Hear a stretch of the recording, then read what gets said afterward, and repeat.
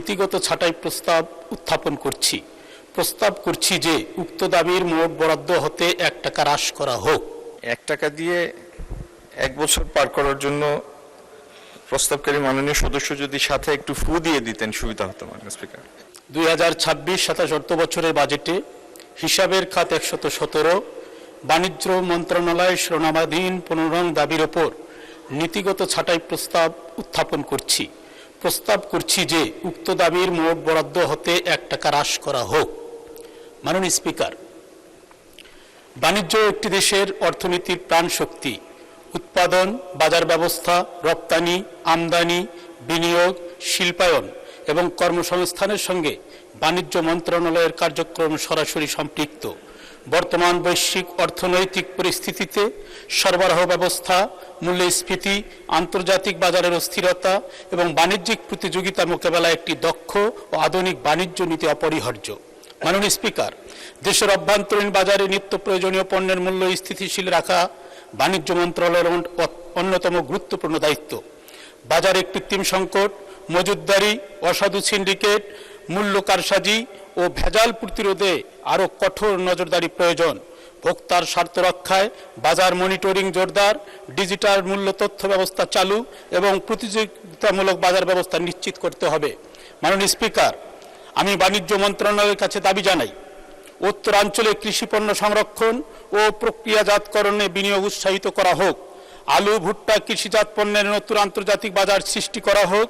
রপ্তানিযোগ্য কৃষি পণ্যের মান নিয়ন্ত্রণ ও সার্টিফিকেশন সহজ করা হোক।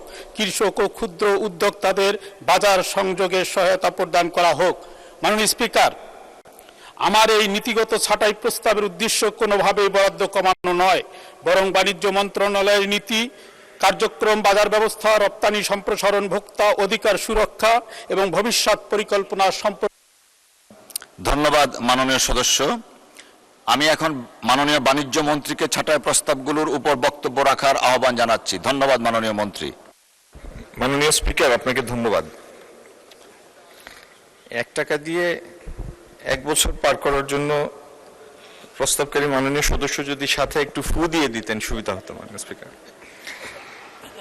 2026-27 অর্থ বছরের বাণিজ্য মন্ত্রণালয়ের পরিচালন ব্যয়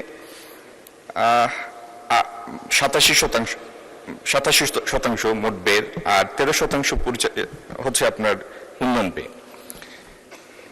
মাননীয় স্পিকার, কতগুলি মন্ত্রণালয় ডেভেলপমেন্ট মিনিস্ট্রি, কতগুলি প্রশাসনিক মিনিস্ট্রি। এই মন্ত্রণালয়ের প্রশাসনিক কাজই বেশি, উন্নয়নের পার্টটা কম। আর প্রস্তাবিত মঞ্জুরি দেশের বাণিজ্য সম্প্রসারণ, রপ্তানি বহুমুখীকরণ, বাণিজ্য সহযোগীকরণ সরকারের এইসব নীতির সাথে সঙ্গতিপূর্ণ।